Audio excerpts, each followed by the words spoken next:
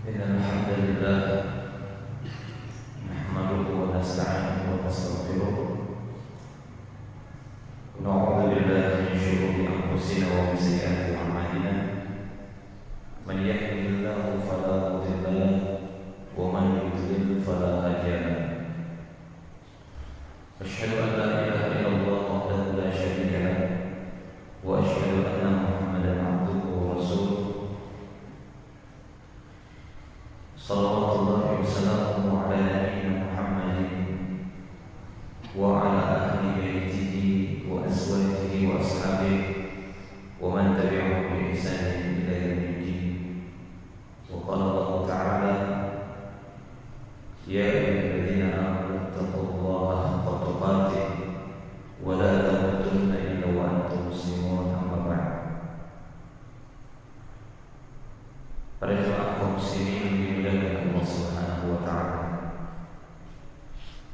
Alhamdulillah, kita bersyukur kepada Allah Tabaraka wa taala atas segala karunia dan nikmat yang masih dipelihara dan dijaga oleh kita semua sehingga pada hari ini kita masih bisa meringankan langkah kaki untuk memenuhi panggilan Allah Subhanahu wa taala, melaksanakan salat subuh secara berjamaah, kemudian juga diiringi dengan amal-amal afdaliyah yang lainnya, di antaranya duduk di majelis ilmu.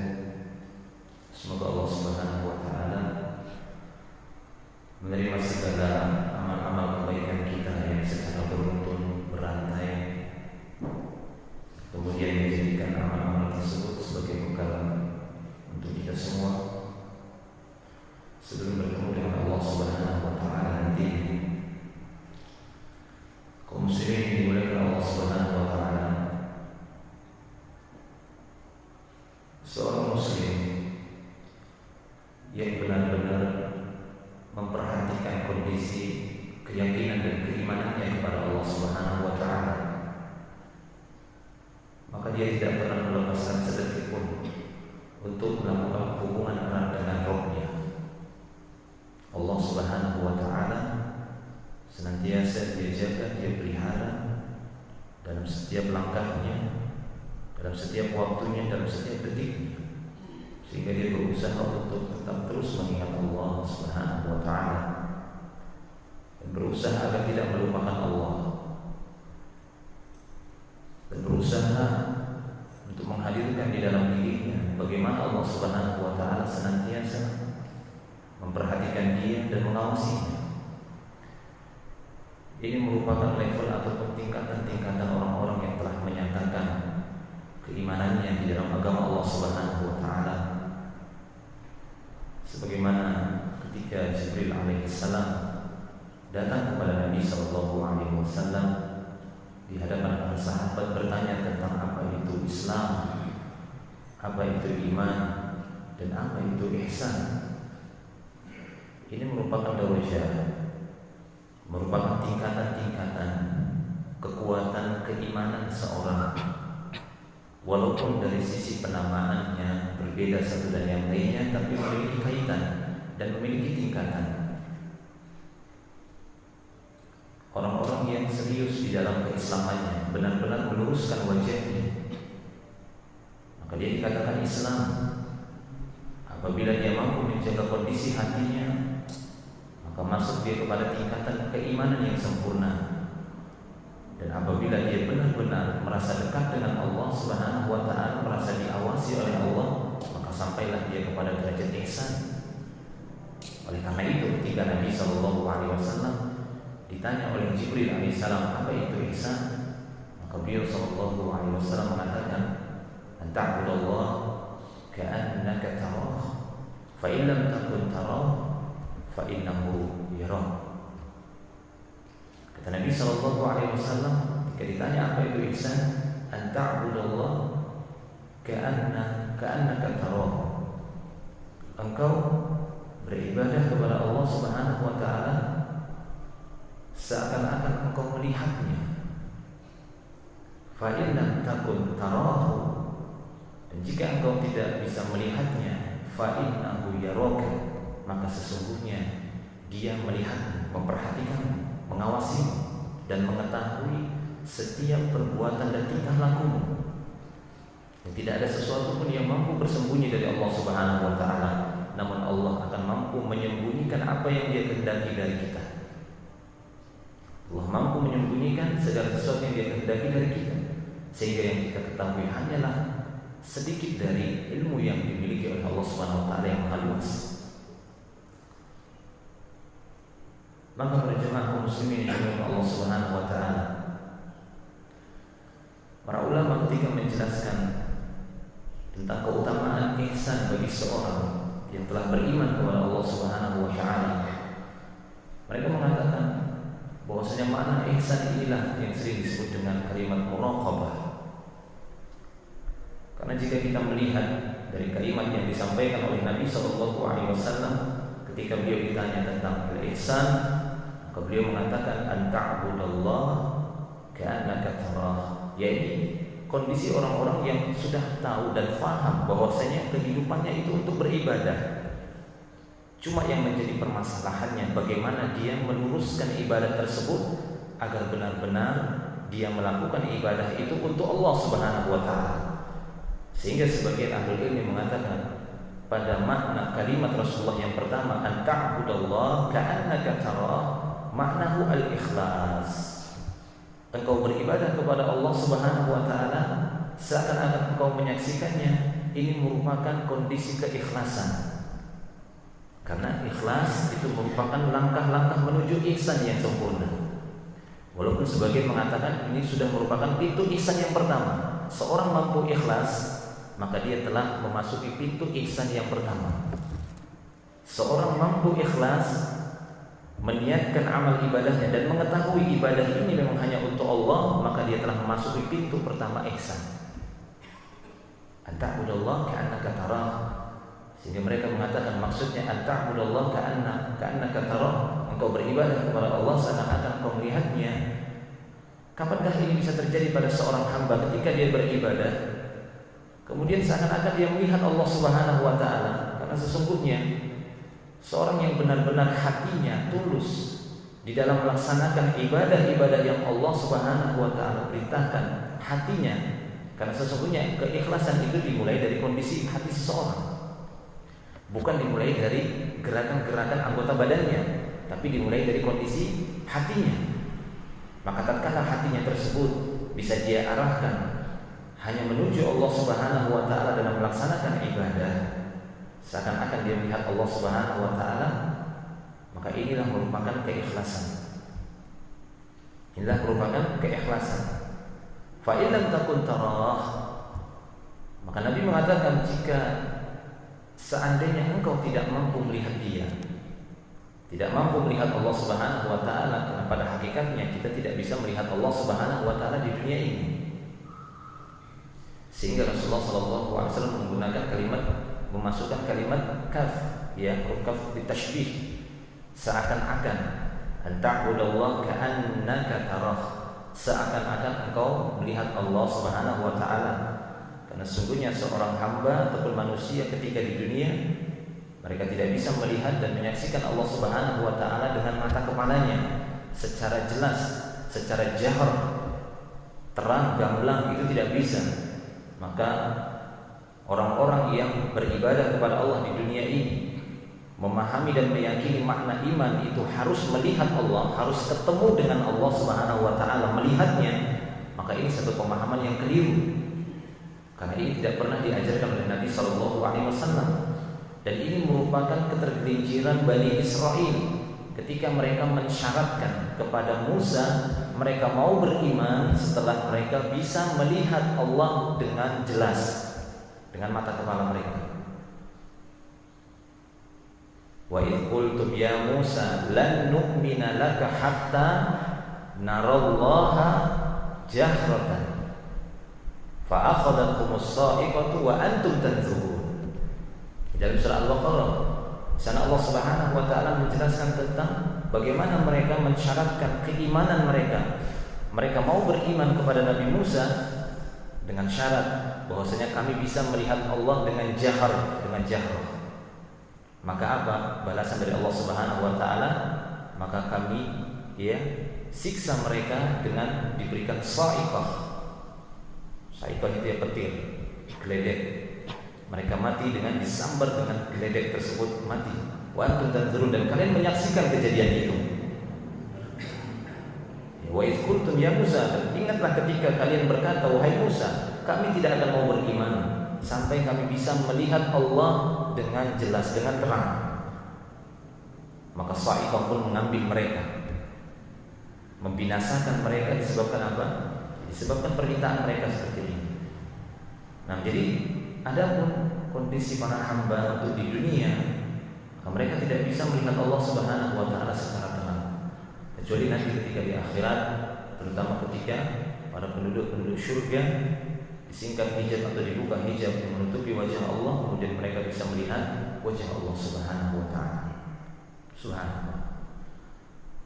Nah, kaum muslimin yang dimuliakan Allah Subhanahu wa taala, maka kembali kepada makna ihsan, karena ini merupakan tingkatan yang paling utama, yang apabila seorang mampu mencapai tingkatan ihsan ini merupakan kondisi yang paling sempurna.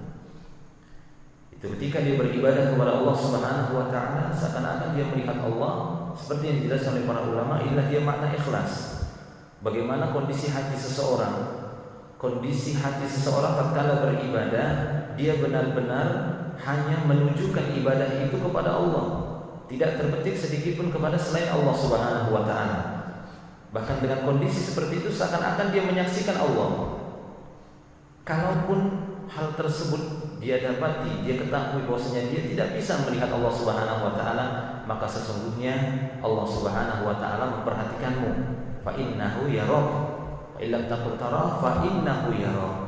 Jika kamu tidak bisa melihatnya, maka sesungguhnya Allah Subhanahu wa taala melihatmu, memperhatikanmu. Dan inilah yang disebut, para ulama sering menyebutnya dengan muraqabah, merasa diawasi oleh Allah Subhanahu wa taala. Karena Allah Subhanahu wa taala yang Maha mengawasi.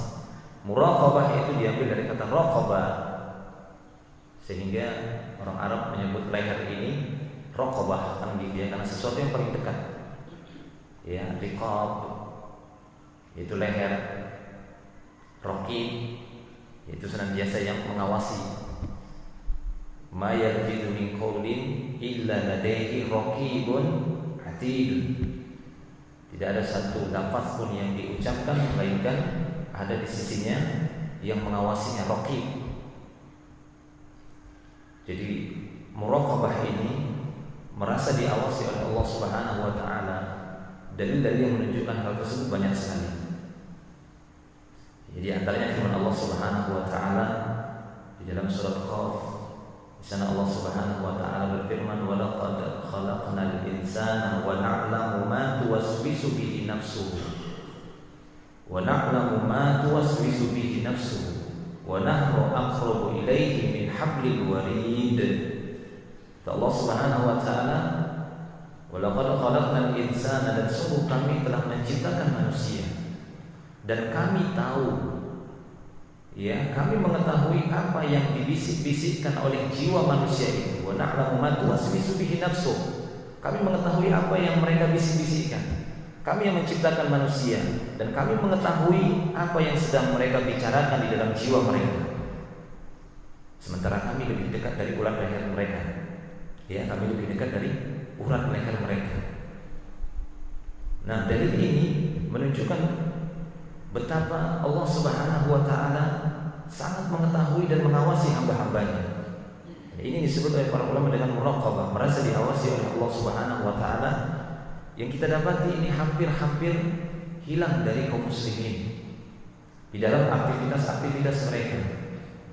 Mereka tidak merasa diawasi oleh Allah Subhanahu wa taala. Sehingga di sana para ulama mengatakan buah dari memiliki muraqabah, buah dari memiliki muraqabatullah, merasa diawasi oleh Allah Subhanahu wa taala, ini akan terlihat dari beberapa sisi, kata Ini akan terlihat dari beberapa sisi. Yang pertama, bahwasanya orang-orang yang merasa diawasi oleh Allah Subhanahu wa taala, mereka adalah orang-orang yang lebih mudah untuk mendapatkan keikhlasan di dalam amal ibadahnya. Jadi ketika orang tersebut meyakini dan sangat mengetahui bahwasanya dirinya sedang diawasi oleh Allah Subhanahu wa taala, keikhlasan itu lebih mudah dia capai. Jadi dua kalimat tadi, anta'budallaha ka'annaka tarahu fa in lam takun tarahu fa innahu yarak, antara ikhlas dan ihsan ini terkadang dua hal ini juga diisyaratkan di dalam satu ayat. Seperti firman Allah Subhanahu wa taala, "Wa man ahsanu dinan mimman aslama wajhahu lillah wa huwa muhsin." Wa huwa muhsin. Wa man ahsanu dinan mimman aslama wajhahu lillahi wa huwa muhsin. Dan siapakah yang lebih ahsan agamanya? Siapakah yang lebih ihsan agamanya dibandingkan orang-orang yang telah meluruskan wajahnya?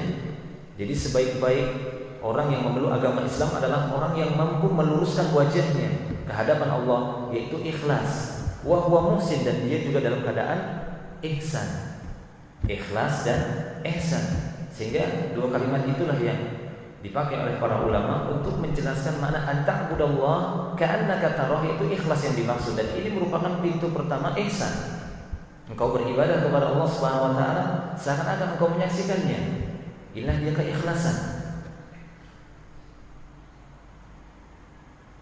Dan ihsan yang sempurna itu yakni orang-orang yang senantiasa merasa bahwasanya dirinya sedang diawasi oleh Allah Subhanahu wa taala dimanapun dia berada. Dia tidak pernah melepaskan hal tersebut, bahwasanya dia sedang diawasi, sedang diikuti, dan sedang dilihat oleh Allah Subhanahu wa taala. Nah, kaum muslimin yang dimuliakan Allah Subhanahu wa taala. Oleh karena itu buah dari keikhlasan seperti yang disebutkan oleh para ulama ketika mereka menjelaskan buah dari ihsan, ya, buah dari ihsan ini. Mereka mengatakan bahwasanya sikap ihsan ini lebih memudahkan seseorang untuk mencapai derajat ikhlas tersebut, karena ikhlas ini merupakan pintu pertama ihsan itu.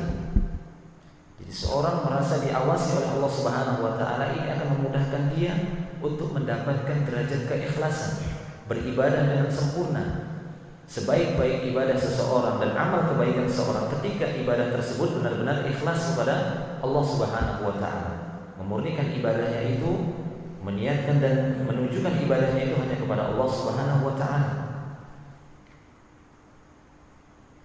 Kemudian buah yang lainnya kata mereka, buah dari ihsan ini ketika seorang merasa diawasi oleh Allah Subhanahu wa taala, maka dia lebih bisa menjaga dirinya dari hal-hal yang berkaitan dengan penyelisihan dengan syariat.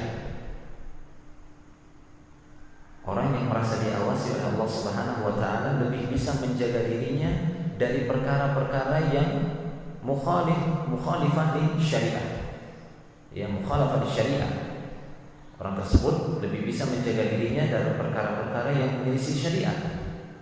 Apa di antara bentuk-bentuk penyelisihan terhadap syariat? Itu perbuatan syirik, perbuatan yang kebid'ahan ataupun kemaksiatan. Maka orang-orang yang muraqabatullah, merasa dirinya diawasi oleh Allah Subhanahu wa taala, dia akan memperhatikan hal-hal yang berkaitan dengan perkara tersebut, yaitu hal-hal yang berkaitan dengan penyelisihan terhadap syariat. Dia sangat awas, kemudian sangat sensitif dengan perkara-perkara tersebut. Ketika dia mengetahui bahwasanya ini adalah perkara yang bisa menjatuhkan dirinya kepada perbuatan syirik, dia pun akan menjauhinya, karena dia mengetahui bahwasanya dirinya sedang diawasi oleh Allah Subhanahu wa taala.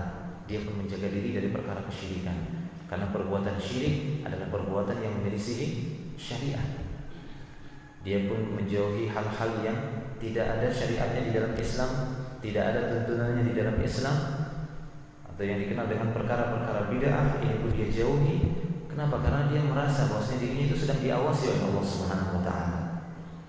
Dia tahu bahwasanya dia sedang diawasi oleh Allah, maka dia pun menjauhi hal-hal yang bisa mendatangkan kemurkaan dari Allah Subhanahu wa taala, dari perbuatan-perbuatan bid'ah. Demikian juga dari perbuatan-perbuatan di bawahnya, yaitu dari perbuatan maksiat.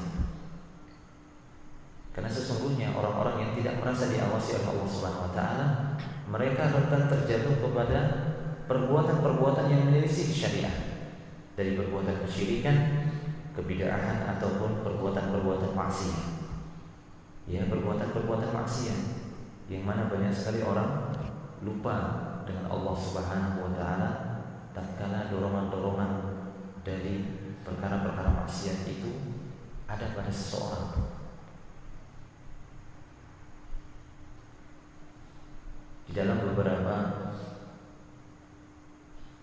nasihat-nasihat para ulama-ulama salafus saleh ketika mereka menyebutkan tentang perkara muraqabah ini, di antara mereka ada yang menyebutkan satu kisah tentang orang-orang yang berniat ingin melakukan maksiat. Mereka ingin melakukan maksiat, mencari tempat yang tersembunyi. Mereka mencari rumah yang tidak diketahui orang untuk melakukan kemaksiatan.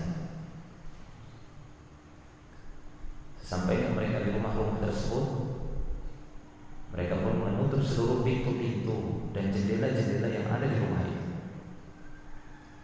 Supaya apa? Supaya tidak ketahuan sama orang. Mereka tutup jendelanya, mereka tutup pintu-pintu yang bisa menyebabkan orang lain masuk dan mengetahui apa yang mereka perbuat di dalam rumah.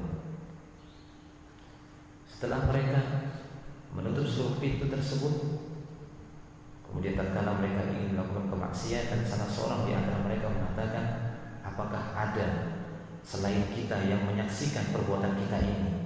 Tidak ada. Seluruh pintu sudah kita tutup, jendela sudah kita tutup. Maka dia pun berkata, ada satu pintu yang belum kita tutup. Pintu apa? Pintu antara kita dan Allah Subhanahu wa ta'ala. Itu belum kita tutup.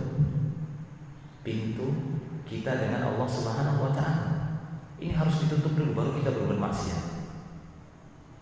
Kita tutup dulu pintu kita antara kita dan Allah Subhanahu wa ta'ala, sehingga Allah tidak lihat perbuatan kita nantinya.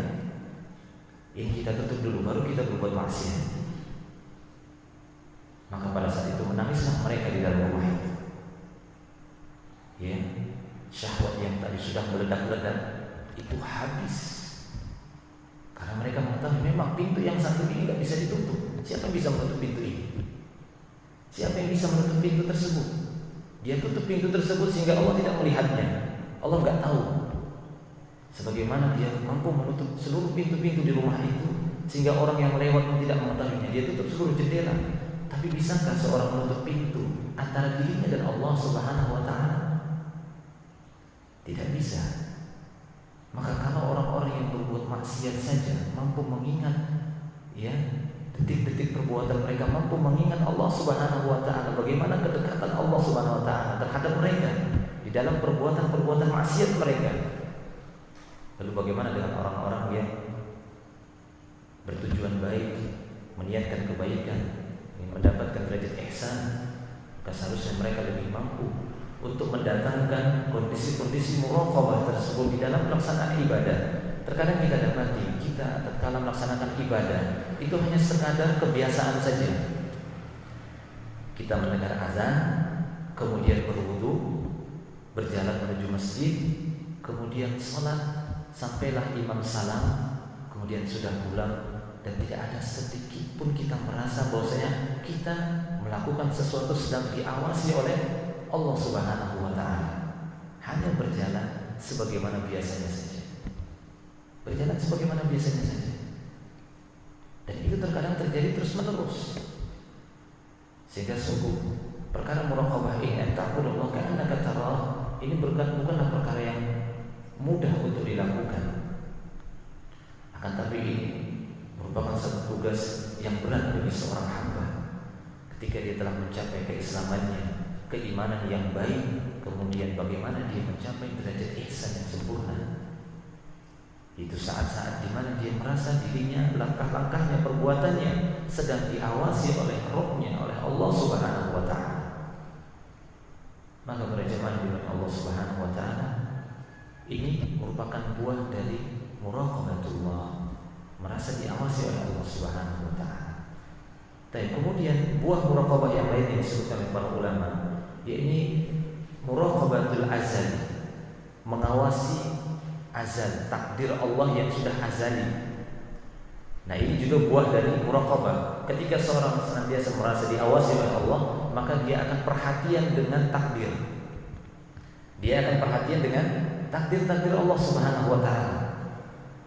Bahkan para ulama seperti Al-Imam Ibnu Qayyim al-Jauziyah, ini merupakan tingkatan muraqabah yang paling tinggi ketika seorang mampu mengawasi takdir Allah Subhanahu wa taala. Maksudnya apa? Mengawasi takdir Allah Subhanahu wa taala, dia yakin bahwasanya segala sesuatu yang terjadi itu sudah tertulis di Lauh Mahfuz. Dia yakini itu. Sehingga kondisi dia itu pas, berada pada posisi yang tepat. Tatkala dia mendapatkan kebaikan, dia tahu ini sudah tertulis di Lauh Mahfuz. Apapun yang dia dapati dari kesuksesan, dia tahu bahwasanya ini anugerah, ini merupakan ketetapan yang sudah Allah tuliskan sebelum dia menciptakan langit dan bumi. Sebelum dia melahirkan saya, memang sudah seperti ini. Saya dijadikan seperti ini, mendapatkan kesuksesan ini. Tapi tatkala dia juga mendapatkan musibah, dia tahu bahwasanya hal tersebut juga sudah tertulis di sana. Dan dia pun bersabar sehingga telapak kakinya berada pada pijakan yang tepat ketika dia melakukan muraqabatul azal, mengawasi takdir Allah Subhanahu wa taala yang sudah azali. Seperti firman Allah Subhanahu wa taala dalam surat Yunus. Ya, Allah taala berfirman, "Wa ma takunu fi sya'nin wa ma tatlu minhu min Qur'anin wa la ta'maluna min 'amalin illa kunna 'alaikum syuhudan id tufiduna fi wa ma ya'zubu 'an rabbika min mithqala dzarratin fil ardi wala fis sama' wala asghara min dzalika wala akbar illa fi kitabim mubin." Jadi Allah Subhanahu wa taala surat Yunus mengatakan, "Wa ma takunu fi sya'nin," ya Muhammad, tidaklah engkau pada satu kondisi. "Wa ma tatlu minhu min Qur'anin," tidaklah engkau sedang membaca satu ayat dari ayat-ayat Al-Qur'an. "Wa la ta'maluna min 'amalin," tidaklah kalian sedang melakukan satu amalan. "Illa kunna 'alaikum syuhudan," melainkan kami yang akan menjadi saksi dari kondisi kalian, dari bacaan kalian, dan dari amal kalian, kamilah yang menyaksikannya. Ittufiduna fi, ketika kalian melakukan itu, ketika kalian pada satu waktu, satu tempat, satu kondisi, kami yang menyaksikan kejadian itu. Kami yang menyaksikan bacaan ayat kalian, kami yang menyaksikan duduknya kalian, kami yang menyaksikan perbuatan kalian ketika kalian mengerjakannya. Wa ma ya'zubu 'an rabbika min mithqali dzarratin fil ardi wala fis sama', dan tidak ada sedikit pun yang tersembunyi dari Allah Subhanahu wa taala, dari Rabbmu. Tidak ada sedikit pun yang tersembunyi, walaupun itu seberat mithqal dzarrah, walaupun itu hanya seberat biji sawi. Tidak ada yang tersembunyi dari Allah. Bahkan Allah taala mengatakan wala asghara min dzalik, bahkan kalau ada yang lebih kecil dari dzarrah, maka tidak akan ada yang terluput, ataupun yang lebih besar dari dzarrah itu tidak akan ada yang terluput dari kami, kata Allah Subhanahu wa taala, melainkan semuanya itu sudah tertulis di dalam kitab mubin, di dalam Lauh Mahfuz, sudah ditulis oleh Allah Subhanahu wa taala. Itu semua sudah terjadi. Maka ini merupakan tingkatan muraqabah yang paling utama disebutkan oleh para ulama, ketika seorang mampu melihat bagaimana takdir-takdir Allah Subhanahu wa taala yang terjadi pada dirinya, sehingga dia pun merasa tenang, dadanya pun merasa lapang, dia pun merasa nyaman, lega. Kenapa? Karena semuanya dia kembalikan kepada Rabb-Nya. Ini semua sudah ditakdirkan oleh Allah Subhanahu wa taala. Tidak ada kegelisahan baginya. Ketika dia mendapati ancaman, ketika dia mendapati musibah, ketika dia mendapati segala sesuatu, dia mengetahui bagaimana sikap-sikapnya dalam menghadapi takdir-takdir tersebut. Allahu a'lam bishawab. Maka para jemaah dengan Allah Subhanahu wa taala, berusahalah untuk mencapai tingkatan ihsan ini, karena sesungguhnya pintu yang paling utama ihsan ini adalah seorang mampu beribadah dengan ikhlas. Ketika seorang mampu beribadah dengan ikhlas, maka dia baru masuk pintu pertama ihsan. Dan kita ketahui syarat diterimanya amal adalah ikhlas. Perkara ikhlas dan perkara yang paling utama dalam aktivitas dan amal kita. Tapi mungkin ini dulu yang bisa Anda sampaikan dalam pembahasan kali ini. Semoga semoga menjadi tambahan ilmu yang bermanfaat untuk kita semua. Semoga Allah Subhanahu wa taala memudahkan langkah-langkah kita untuk mencapai keutamaan-keutamaan dalam Islam ini. Ini saja wa akhiru da'wana alhamdulillah. Subhanallah bihamdihi, asyhadu an la ilaha illa anta, astaghfiruka wa atubu ilaik. Assalamualaikum warahmatullahi wabarakatuh.